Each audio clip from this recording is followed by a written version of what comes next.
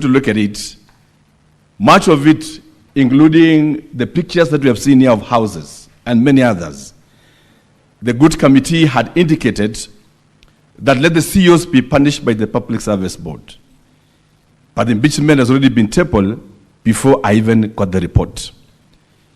Mr. Speaker, the conversation on the flocker programs and other ad hoc reports were tabled right after my impeachment, and the reports were equally given to me after my impeachment motion.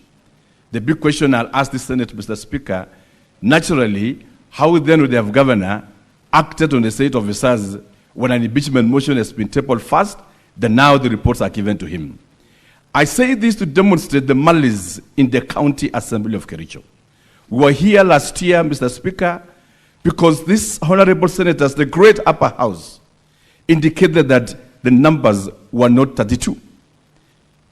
The assembly, led by the speaker in his own wisdom, decided to manufacture 33, just add one number so that they can be heard in this assembly. And I say, farewell enough, we will be here to listen to these judges and be able to demonstrate any of our wrongdoing. Number 3, Mr. Speaker, sir, on the question of Londiani, which is an emotional wiping statement and wiping emotions, this was the same impeachment that was brought in this house last year. The governor has no role whatsoever in creating committees that run funerals. We will be demonstrating, Mr. Speaker, that this committee was run by the county secretary and the county commissioner, which since then, the county secretary is no longer in office. The officers that were mentioned, most of them are no longer in office. But we'll also be able to demonstrate to this Senate that already a ruling has been made by the court indicating that no funds were lost. The same item has been brought to the Senate again for debate. Fourthly, Mr. Speaker, because of time, is that what is happening in Kericho is a well-orchestrated conspiracy, political conspiracy, to remove the governor of Kericho. One is for political interest and political expedition. Because you are seated there as the speaker of this great house. At the county assembly, we also have a speaker whose interest is one, to be the governor of Kericho County. How then do you become the governor? Impeach the governor, make it easy for you, and probably along the way, impeach also the deputy governor, and sit in as both the governor and the deputy governor, and the governor and the speaker of the assembly, so that out of the 10 years he served as the CEC of Kericho in charge of finance and as CEC in charge of roads, will be able to execute what he never accomplished. We'll be able to demonstrate that as we make our discourse. What I just wanted to say from my heart, and somebody was asking me, why did you just to make this statement like last time?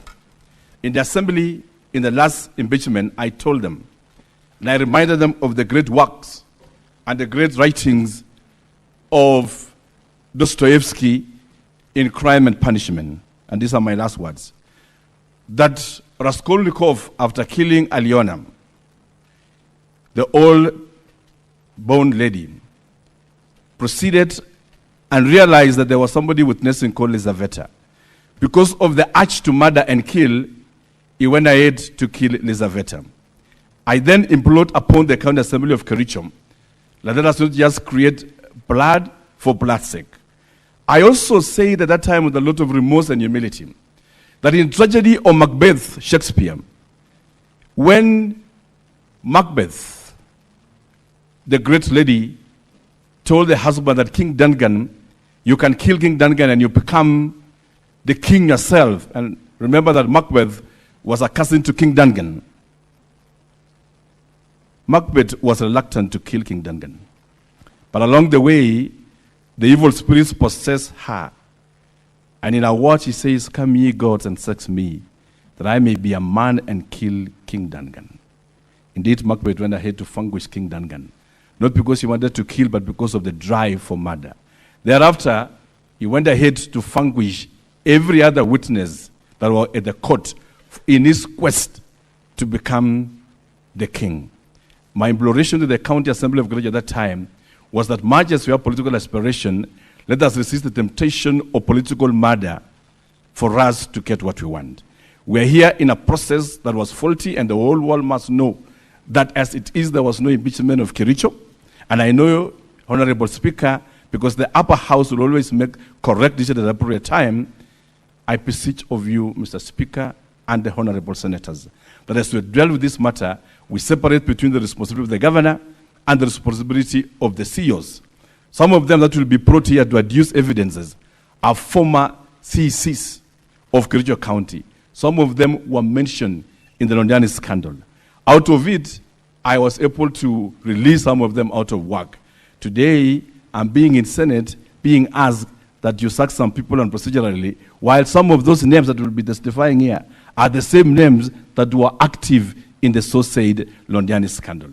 Some of them were presiding over Kazim Tahani.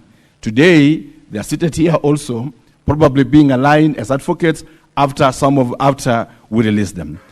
We are in a case of history as celebrated Katiba Day, to ask ourselves that to what extent is political persuasion and political desire compared to morality, compared to the rights of an individual. And as the governor of Kericho, I'm here under your mercy, Mr. Speaker, and the senators, so that you'll also help me to get justice as an individual because of the injustices, because of the wrong allegations that have been bestowed of me, while the governor has completely nothing to do with even signing of a voucher, has nothing to do with authorizing payments. My commitment has been simple.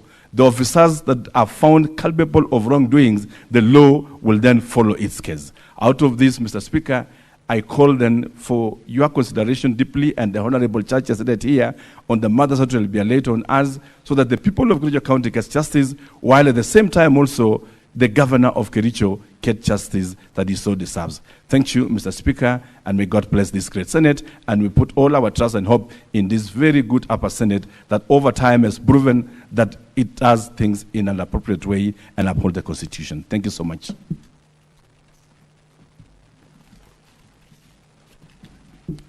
Mr. Speaker, sir, and honorable senators, the first issue I wish